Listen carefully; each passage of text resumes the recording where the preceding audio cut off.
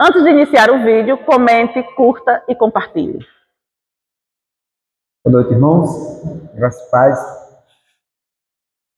Nós vamos hoje iniciar aqui uma jornada na primeira epístola de Pedro, capítulo 1, versículo 1 e 2 diz: Pedro, apóstolo de Jesus Cristo, aos eleitos que são forasteiros da dispersão no Ponto, Galácia, Capadócia, Ásia e Bitínia, eleitos segundo a presciência de Deus Pai, em santificação do Espírito, para a obediência e aspersão do sangue de Jesus Cristo. Graça e paz vos sejam multiplicadas. Bondoso Deus, nós ainda queremos ir ao Senhor uma palavra de oração, apresentando ao Senhor as nossas limitações como homem, e rogar ao Senhor, ao mesmo tempo que se apiede de nós, lançando luz nesse texto que já é inspirado pelo Senhor mesmo, nos dê o entendimento correto da Tua palavra. Palavra essa que há 2000 anos, há mais de 2000 anos, falou à igreja e continua falando. Certamente o Senhor falará hoje como sendo um profeta por excelência, aquele que ministra a verdade absoluta para o nosso coração. Confiado tão somente nos méritos de Cristo, nele nós nos apegamos e rogamos que o Teu Santo Espírito, pela instrumentalidade, faça-nos compreender aquilo que o homem pecador não pode fazer e revelar, ó Deus, os mistérios do Evangelho. É no nome de Cristo que nós oramos e te agradecemos. Amém. Irmãos, essa carta, é possível que ela tenha sido escrita no ano 60 a 64 depois de Cristo. Você vai encontrar alguns teólogos dizendo que foram em outras épocas. No entanto, eu acredito que seja um ano interessante para entendermos.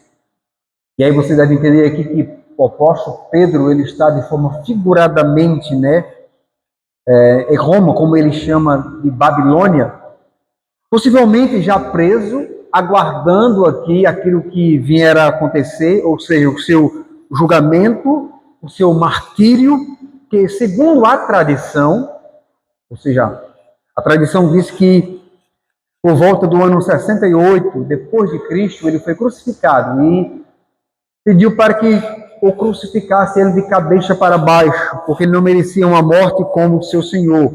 Então, reza a tradição que Pedro foi crucificado de cabeça para baixo. E ali, estando ele na prisão, na companhia de Silvano e também, mais conhecido como Silas também, Marcos, ele escreve a primeira carta a esses irmãos, a qual ele destinou, e ele chama na sua carta de eleitos. Estes foram os forasteiros, os da dispersão, que estão no Ponto, na Galácia, na Capadócia, na Ásia e na Bitínia.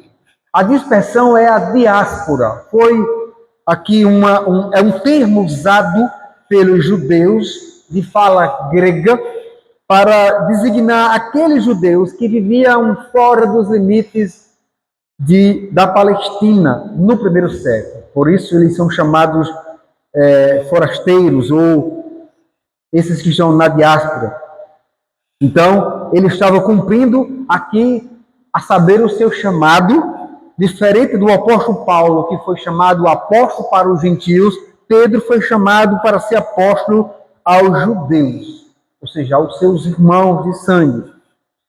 E é possível que, dentre esses irmãos aos quais Pedro escreve, muitos deles estão nesses 3.000 convertidos ali no dia de Pentecostes, o qual está registrado no livro de Atos dos Apóstolos, capítulo 2.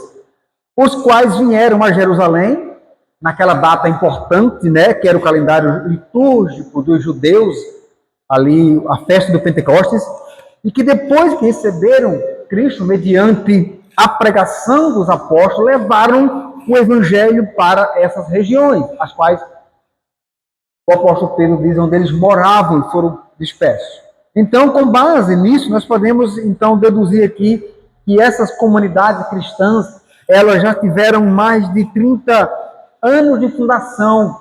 Não era uma igreja nova que tinha sido fundada. Pedro está escrevendo com uma igreja que possivelmente seja uma igreja já madura. Então, já havia passado por muitas experiências e a maioria delas era de sofrimento, mas por causa de Cristo.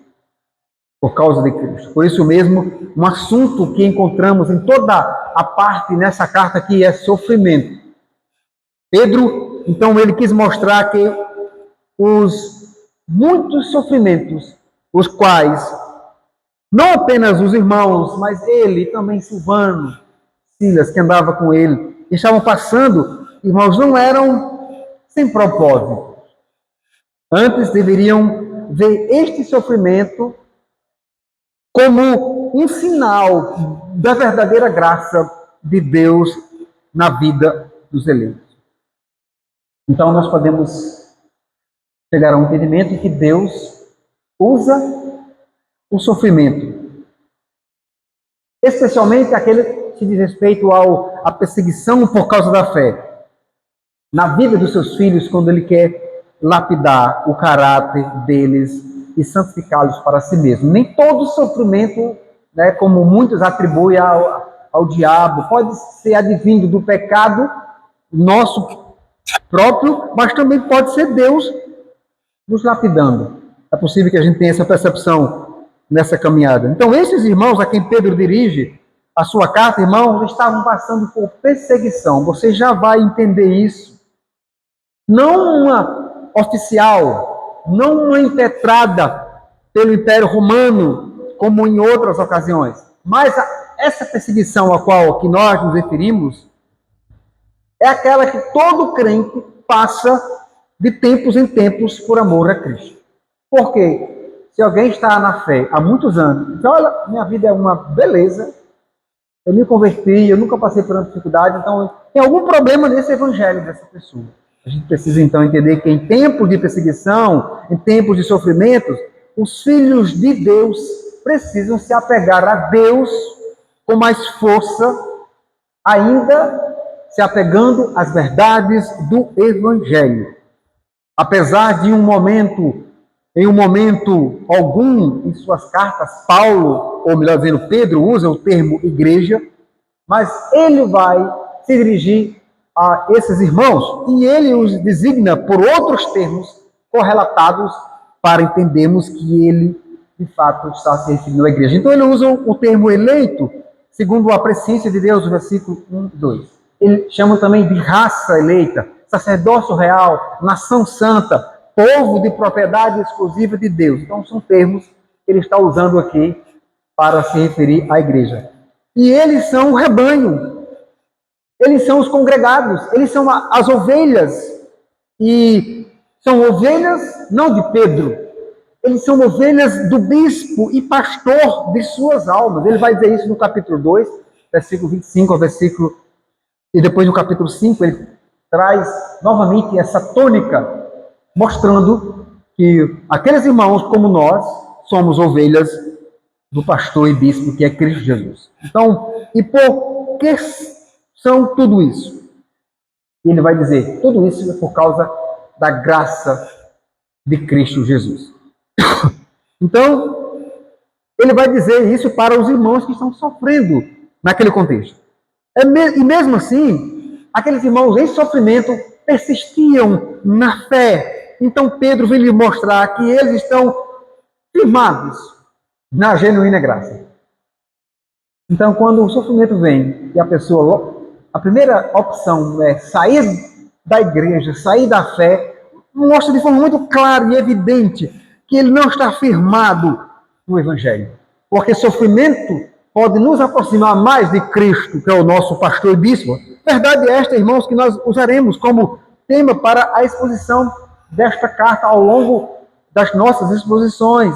Então devemos nos firmar na genuína graça de Deus, pois ela é a que nos sustenta. Nós vamos ver isso no capítulo 1 e também no capítulo 2. Nós vamos ver ele falando acerca da salvação dos eleitos. No capítulo 2, do versículo 11 até o capítulo 13, melhor dizendo 3, nós vamos ver a submissão desses eleitos. E aí, do capítulo 3, versículo 13, ao capítulo 4, versículo 19, nós vamos ver o sofrimento desses eleitos. E aí, por último, a primeira epístola são 5 capítulos, nós veremos do capítulo 5, versículo 1 ao 14, nós vamos ver as responsabilidades dos eleitos. Então, vejam os temas que estão permeando essa carta: a salvação dos eleitos, a submissão dos eleitos, o sofrimento dos eleitos e as responsabilidades dos eleitos. Então, esses temas estão permeando toda essa carta. Então, irmãos, quando o crente ele mergulha na genuína graça de Deus, isso significa que a bendita salvação, né, ela está habitando a esperança de vida eterna de forma real, de forma viva, mediante tudo isso, a encarnação, a morte e também da ressurreição de Cristo Jesus. Então,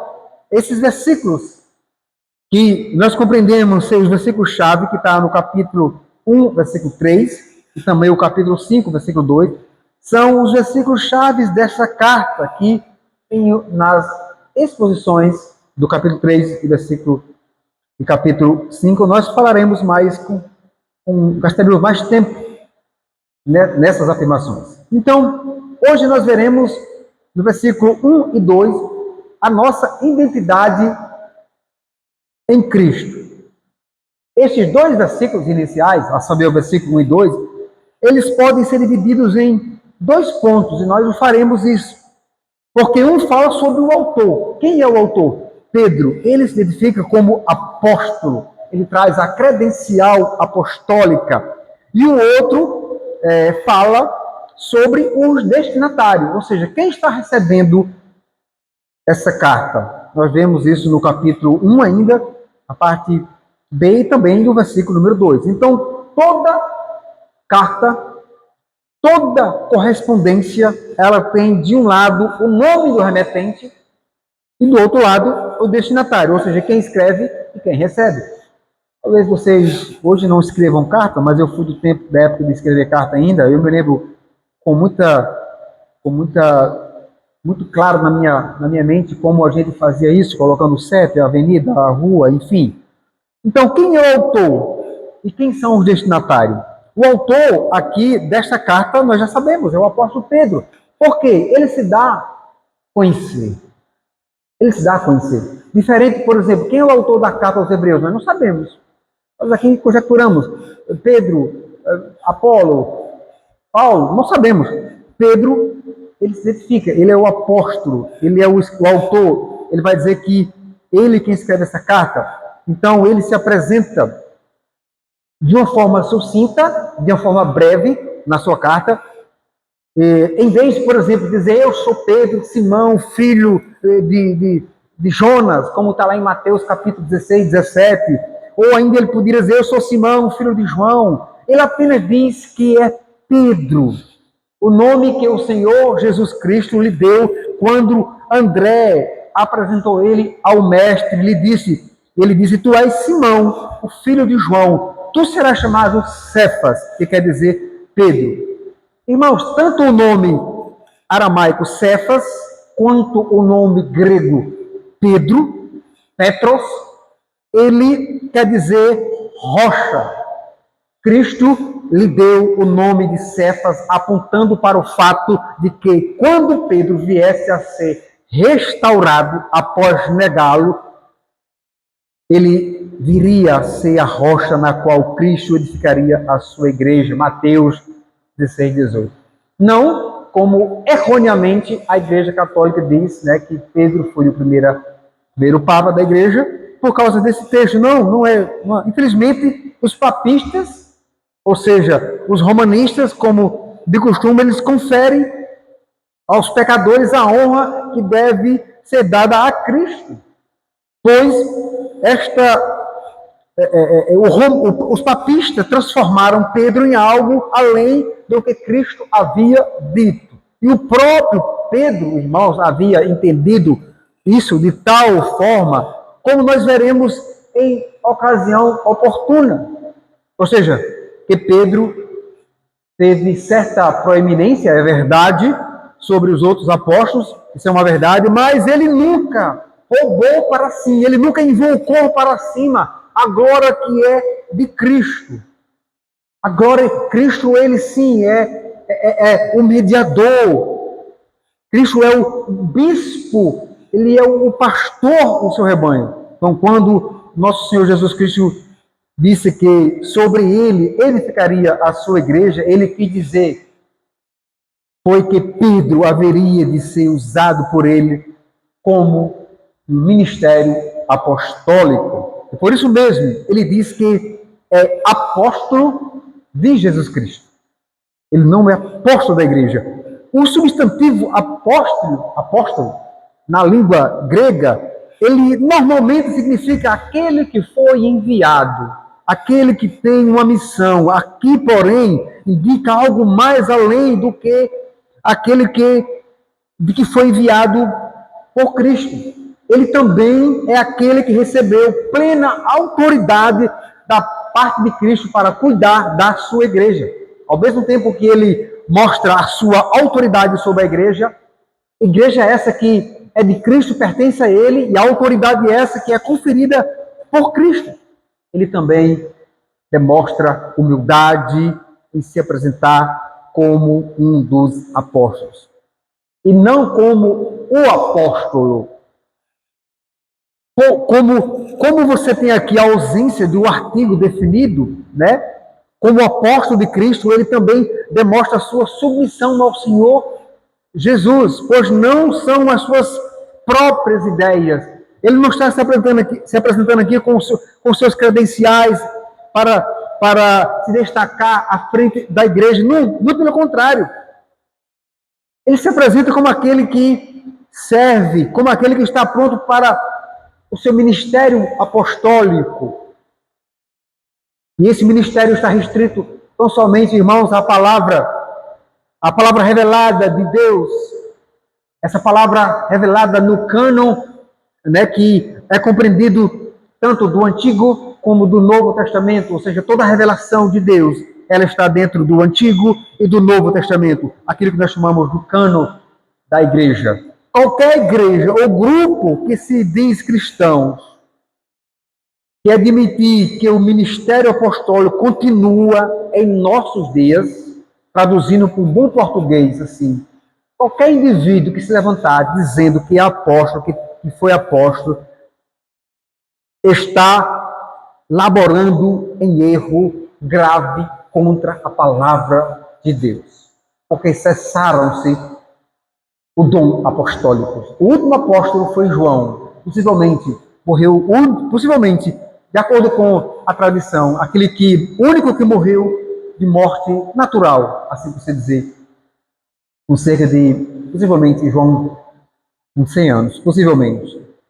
Então, esses charlatões que se apresentam, né, com esses nomes, esses nomes mega, né, de poder, né, de universal, são homens que não são convertidos, que não são crentes, que usam a fé para os seus próprios fins. E o Evangelho é contra esses homens, porque eles são contra o Evangelho. E aqui eu faço a primeira aplicação dentro do versículo 1, onde Pedro, na parte que ele se apresenta como apóstolos, irmãos. Os teólogos liberais, na sua grande maioria, quem são os teólogos liberais? São aqueles que dizem, olha, a Bíblia não é Deus falando. A Bíblia são escritos humanos, tem algumas histórias aí, mas não pode ser entendida como uma verdade absoluta. Então, estes teólogos liberais, em sua maioria, eles vão questionar aqui como pode um homem sendo pecador escrever, um homem pescador, iletrado, escrever um texto como esse, uma carta com vocábulo tão rebuscado. E aí eles ignoram o fato de que quando Lucas registra a crítica dos sinedristas, né? Aqueles que são do Sinédrio, aqueles que dizem que João e Pedro eram homens incultos e letrados, isso não quer dizer que eles eram analfabetos. Não quer dizer que eles eram homens sem nenhuma, digamos, conhecimento. Se você ler no português, você não vai perceber isso. Mas se você, por exemplo, pegar o texto grego da primeira carta e da segunda carta, você vai ver que tem uma diferença. O grego da primeira carta ainda é um grego assim que você possa, né, ver que tem, mas o grego da segunda carta de Pedro é um grego rebuscado. E aí o que a gente aprende? Esse homem era discípulo de Cristo. Esse homem aprendeu com Cristo e, por poder do Espírito Santo, ele aperfeiçoou o seu conhecimento da língua grega, que era o grego koiné falado no primeiro século. Hoje é o grego clássico, mas nessa época, né, é o grego koiné, o grego que se tornou, digamos, como a língua latim, que uma língua, naquele contexto, digamos, podemos dizer, de uma maior fala nos países, como o inglês hoje está se tornando aí quase como uma língua universal, se a gente quer fazer uma comparação. Então, irmãos, isso quer dizer que ele não era analfabeto, mas eram leigos, com instrução formal, mas foram formados. Eles não eram, digamos, um homem que tinha um ensinamento, um conhecimento como Gamaliel. Paulo já teve um grande privilégio de ter sido ensinado por Gamaliel, porque ele estava sendo preparado para assumir o rabinato, né, ali. E Deus tinha outros planos para Paulo, e o chamou e o converteu. E além disso, esses liberais vão ignorar, né, que Pedro esteve ao lado do Senhor por 3 anos. Diga aí, irmãos, um homem andando, caminhando, aprendendo com Cristo durante 3 anos. Imaginem, né, a gama de conhecimento de Pedro, bem como também eles ignoram a obra do Espírito Santo na vida do apóstolo Pedro. O próprio Paulo ele vai expressar isso em 1 Coríntios, capítulo 1, versículo 26 a 31. Então Cristo transformou aquele pescador, um homem que tinha uma vida simples ali na beira do mar, um homem que pescava peixe, ele transformou num pescador de homens. Num pregador que no seu primeiro sermão, mais de 3.000 foram convertidos. Então não era eloquência. Se fosse depender da eloquência naquele sermão de Pedro, né, não teria tanta gente convertida.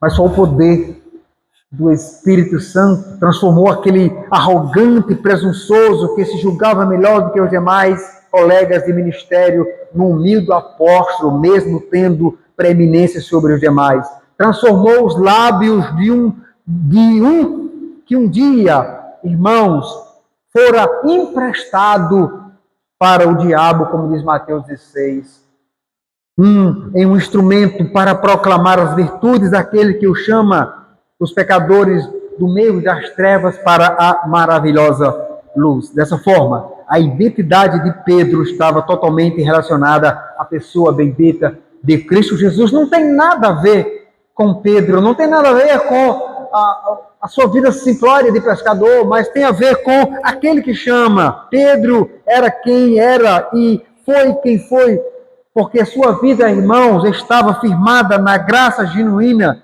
de Deus, na pessoa bendita de Cristo Jesus. Não importa se você tenha sido, o que você tenha sido, por caminhos você tenha andado, que pecado você cometera, se você está em Cristo, se você está firmado na graça de Deus, Ele usará você para realizar a obra dele. E realizará em você uma obra tal, gloriosa, como o próprio Deus fez na vida do apóstolo Pedro. A nossa identidade em Cristo, irmãos, a parte B do versículo 1, que apresenta o destinatário dessa carta, que nós já sabemos quem escreveu, foi Pedro, apóstolo chamado para ser apóstolo aos judeus de fala grega. E o versículo, então, vou ler novamente. Pedro, apóstolo de Jesus Cristo, aos eleitos que são forasteiros da dispersão no ponto Galácia, Capadócia, Ásia e Bitínia. Eleitos segundo a presciência de Deus Pai, em santificação do Espírito, para a obediência e aspersão do sangue de Jesus Cristo, graças vos sejam multiplicadas. Irmãos, quanto aos destinatários, ou seja, aqueles que recebem, Pedro fala da identidade que eles tinham como resultado da obra do Deus Trino. E qual é a finalidade dessa obra? A finalidade dessa obra, como resultado, é que eles eram eleitos, que eles eram, ou seja, eleitos aqui, a palavra grega do texto original, ele diz respeito aos que são chamados, aos que são selecionados, aos que são eleitos. Então, o contexto informa que eles eram eleitos de Deus, isto é, o próprio Deus escolhera dentre os demais pecadores. A ideia de eleição, às vezes, ela acaba sendo distorcida por aqueles que não conhecem, que não se aprofundam nas Escrituras. O que é que Deus vê em nós para nos escolher? Nada. Deus não vê nada. Não há nada em nós que desperte em Deus Ele querer nos escolher. Ele escolhe, por ser um ato livre de Deus. Meus irmãos, Paulo, escrevendo a carta aos Efésios, ele diz que pela sua livre espontaneidade, graça de Deus, ele escolheu, pelo beneplácito da sua vontade. Então, perceba, o próprio Deus é livre para escolher quem ele quiser. Em tantos pecadores que existem no mundo, no planeta Terra, Deus escolhe. Esses dias eu estava vendo um teólogo muito conhecido aí, aqui do Rio Grande do Norte, está em evidência em Natal, por causa de um debate acadêmico dele com os alunos dele da universidade, e ele falando acerca da eleição. Então ele disse, olha, Deus de fato elege, Deus escolhe, mas Deus não sabe quem é. Eu digo, não, agora Deus escolhe, decreta, mas Deus não sabe quem é. Não, é você limitar Deus. Então, veja, meus irmãos, que os quais Pedro está se referindo, são os forasteiros. Esses irmãos são os que estão na diáspora, né? Estão dispersos nesses pontos, na Galácia, Capadócia, na Ásia Maior e possivelmente um pouco da Ásia Menor. Eles eram descendentes de judeus que foram expulsos dos limites da Palestina e que passaram a habitar nessas regiões. Eles eram forasteiros, ainda que morassem e tivessem residência fixa nesses lugares, mas eles não eram forasteiros naquelas localidades apenas, eles eram também forasteiros no mundo. E por dizer aqui que são forasteiros, nós não podemos aplicar esse termo a nós, dizermos que nós somos forasteiros. Não, nós temos uma residência, nós moramos no Brasil, no estado do Rio Grande do Norte, né? Os irmãos moram em João Câmara, eu moro em Natal. Então nós não somos forasteiros, nós temos uma residência fixa. Diferente de peregrinos. Peregrinos eles eram, nós também somos.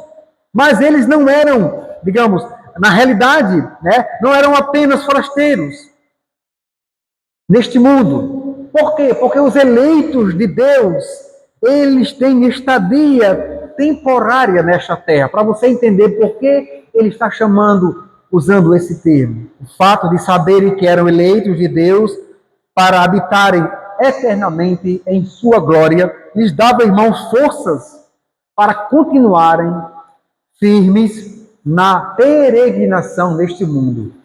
Aí assim, eles eram peregrinos, nós também somos peregrinos, estamos galgando, nós estamos retornando para o nosso lar. Não sabemos o dia que iremos chegar lá, não cabe a nós. E Pedro usa esse termo, eleito segundo a presciência de Deus Pai, em santificação do Espírito.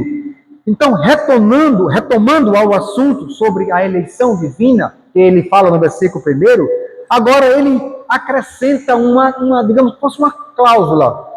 Ele acrescenta segundo a presciência de Deus Pai.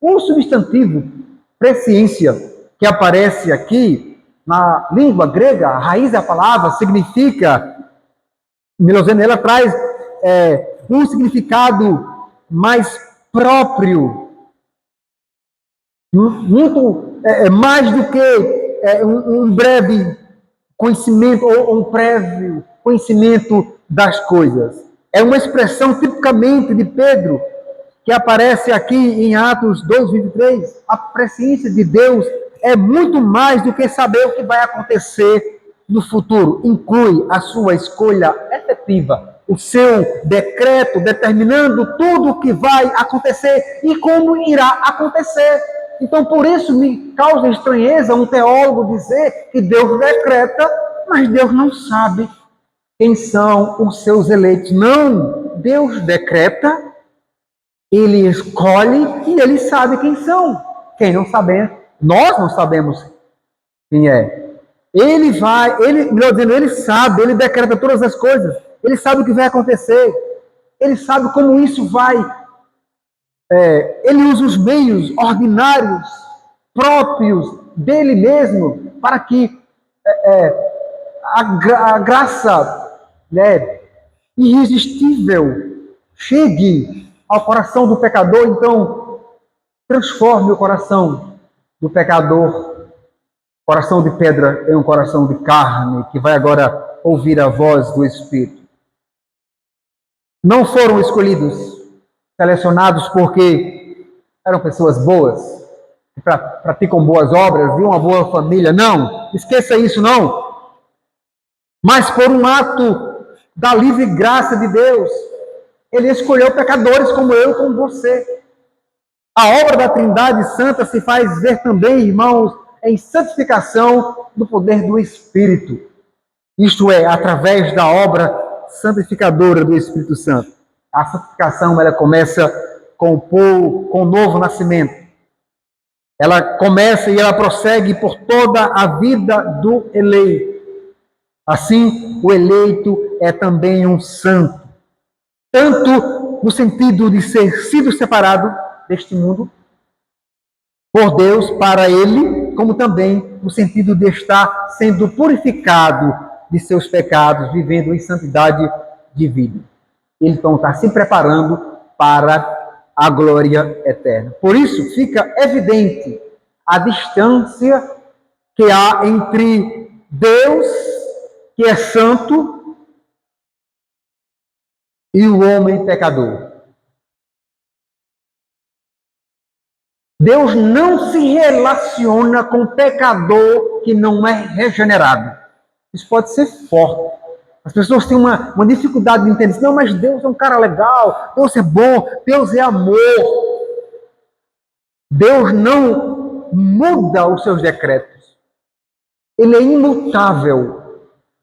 Então, essa ideia de que Deus ama o pecador, a gente precisa entender melhor isso. Porque Deus ama o pecador que ele se relaciona, regenerado, justificado.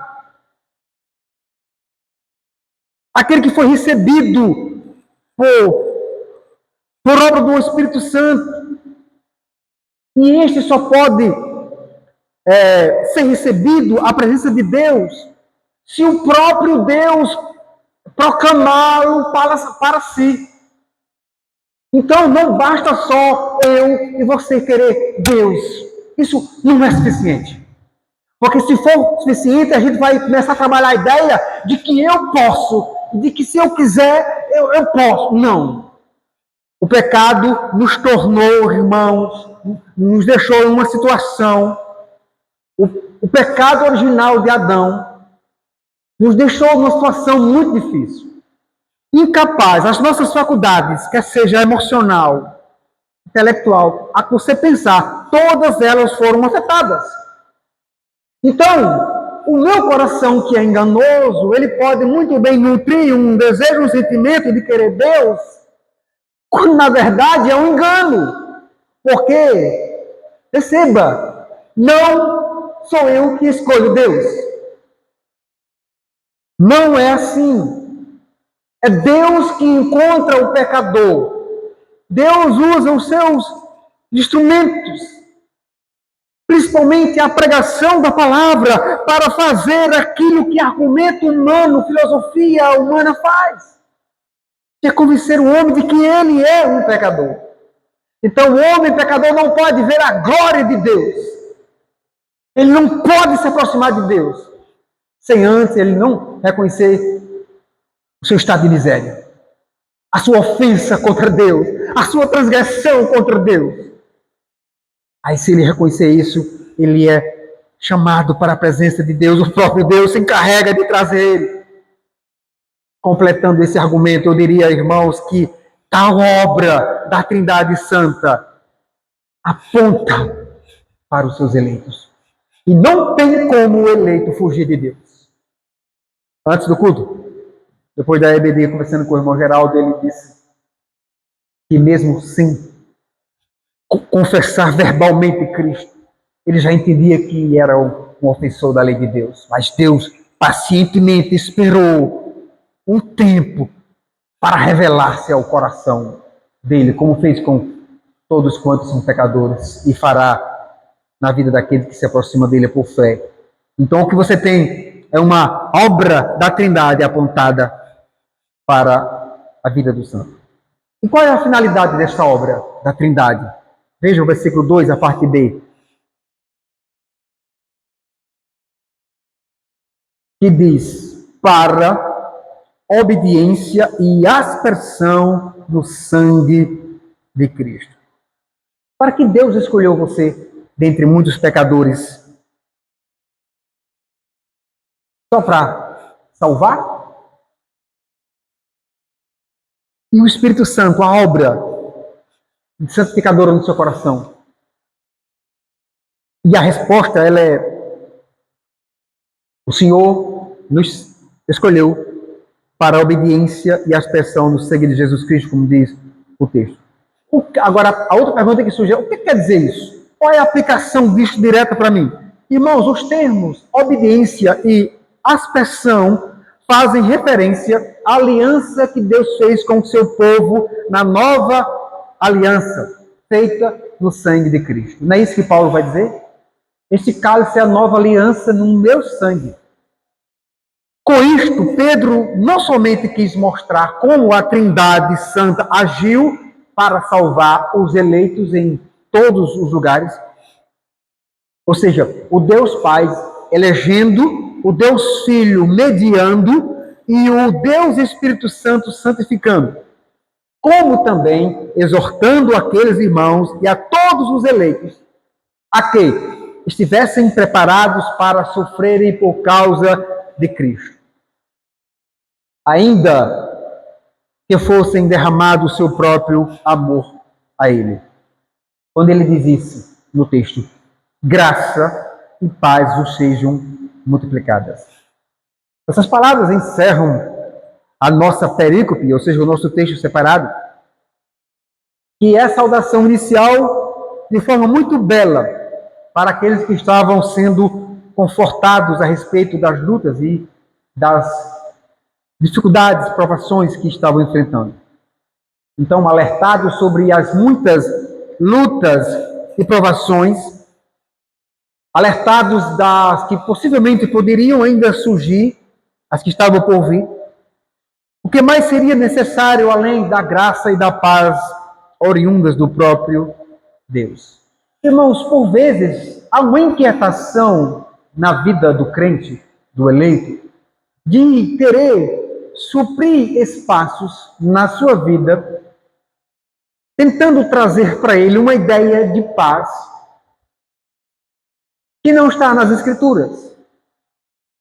O sofrimento, né, não é abandono de Deus.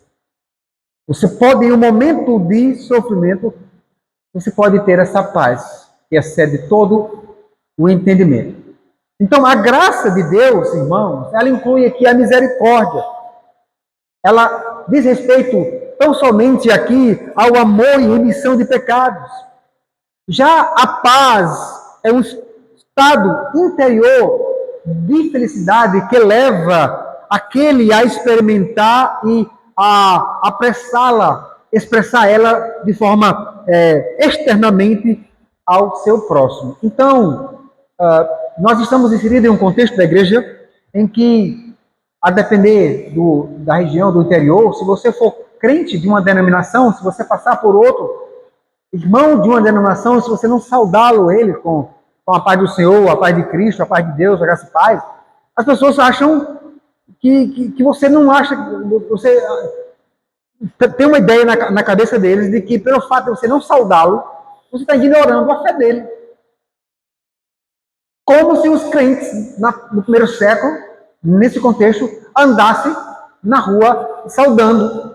Não, isso foram aquelas coisas que foram colocando dentro da igreja, que não tem nas escrituras. Não estou dizendo que é errado saudá-lo. A saudação deve ser sempre no púlpito, como deve ser. Não tem nada de errado. O errado é você querer exigir que eu diga isso em alto e bom tom. Quem fazia isso eram os fariseus em praças públicas. Essa paz a qual ele se refere aqui, irmãos, ela vai além simplesmente você saudar. Porque muitas vezes nós somos tão hipócritas de cumprimentarmos a pessoa com a paz e não temos o real sentido do que está acontecendo no texto. Em sua paz é um sentido, digamos, que a pessoa deve experimentar, e também para o próximo, exatamente isso que Pedro está dizendo. Num certo sentido, Pedro, ele faz com que a graça e a paz, elas se relacionam como a causa e efeito. Ou seja, quem tem a genuína graça de Deus, ela tem a paz reinando em seu coração. E você não precisa estar dizendo para todo mundo que tem essa paz. Você precisa apenas expressar ela. Aqui eu faço a última aplicação. Como eu disse, o texto seria dividido em dois tópicos, e nós o fizemos isso. Eu começo dizendo, irmãos, que a doutrina bíblica da eleição, ela gera no salvo um coração humilde.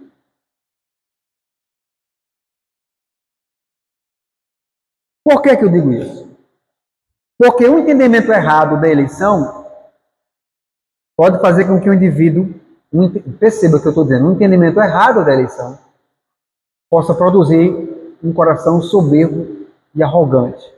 A ponto que a gente escuta esses erros por aí, dele dizer, não, uma vez eleito, então já que eu sou eleito, eu não posso perder a salvação, então eu posso, fazer o que quiser. E afinal de contas, eu sou eleito e Deus, por ter decretado, não pode mais voltar atrás. Aí esse é o problema.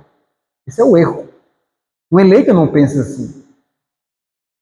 O eleito não pensa assim. A doutrina bíblica da eleição gera no salvo um coração humilde. Qual é a ideia? Não existe, você pode pensar, não existia nada de bom, nada que eu fizera, o que eu produzi de obras ou qualquer outra coisa para que eu merecesse ser escolhido por Deus. Pronto. Você já começou bem entendendo a doutrina da eleição. Olhando para a humanidade, Deus viu apenas uma massa falida e corrompida pelo pecado. O que ele assim quis escolher, o fez por seu próprio nome. Não havia nada nos homens que merecesse o amor de Deus. Toda a razão do amor de Deus está nele próprio.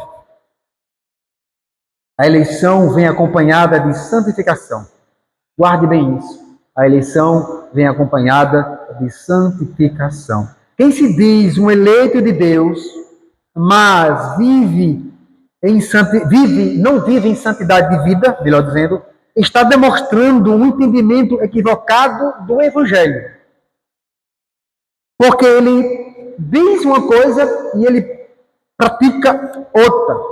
Então, se ele tem um entendimento errado do Evangelho, ele pensa ser salvo, ele pensa ser eleito, mas não é. Porque a sua vida não condiz com a graça operadora do Espírito Santo. O eleito vive firmado na genuína graça de Deus.